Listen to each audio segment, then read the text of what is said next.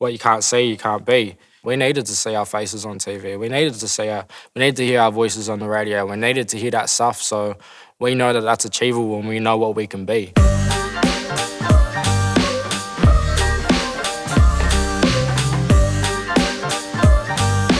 This is what a warrior looks like. I'm Kobie Dee. I'm a Gomeroi man from Moree, Terry High.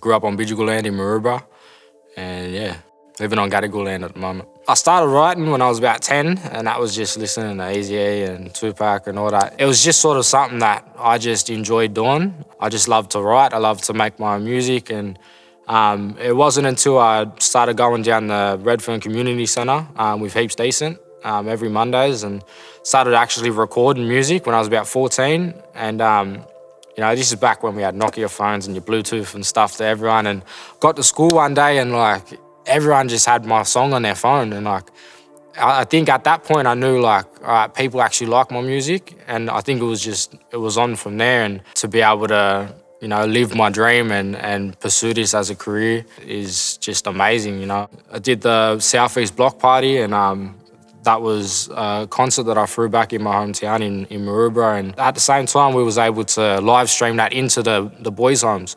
So the boys got to watch it and get part of that experience as well, and to see our faces and to see us out doing this sort of stuff, and for these young fellas to see that sort of stuff, like they need that. To be able to do that for them, just it meant the world. Like, I remember feeling different from other kids when I was in primary school, and one girl come out and she said, oh, why do they get to go out and do everything just because they're black? Or it was like, oh, we get special benefits and stuff because we're black. And like, I never seen it like that, you know what I mean? And it made me feel different, made us feel different. And definitely growing up, like when it comes to police and stuff, like incidents where it's all us black fellas out Lapa or something like that, and coppers will come out and say, let's just chuck all these cunts in the back.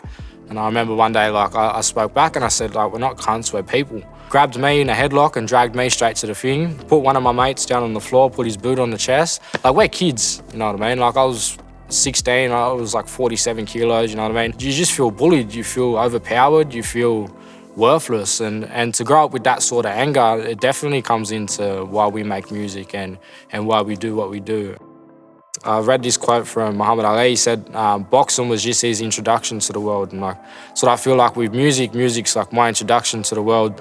You know, I've got that platform through the music, but now it gives me, you know, space to do other things. My grandfather, who I didn't really grow up with, but he'd always tell us he wanted to take us out bush and, you know, teach us how to be a man and stuff like that. When he passed, it was like something in me was born. You know, something, that fire was ignited, and I knew that I needed to learn as much as I could. Mobs teach the same sort of stuff, you know what I mean? And to grow up on Bidjigal land, but my mob's from Gomeroi, and I didn't really have any of my Gomeroi family. And it was hard sort of growing up with that and sort of feeling like sort of out of place. I went back to my country and you know, started learning about my family and stuff like that, and it gave me this sense of, you know, pride within myself and a sense of purpose and a sense of identity. And, you know, when I was younger, I was always trying to be someone else. I was always trying to be the toughest or the rowdiest. I was always trying to be like, you know, just trying to fit in. It's not until I started truly being myself that, you know, things start falling into place. And when you're able to be yourself, it's the best version of you. A lot of that for me was finding my culture, because that's who I am. You know what I mean? Becoming that warrior and knowing that, you know, I have this responsibility to pass this knowledge and this stuff on to the next generation.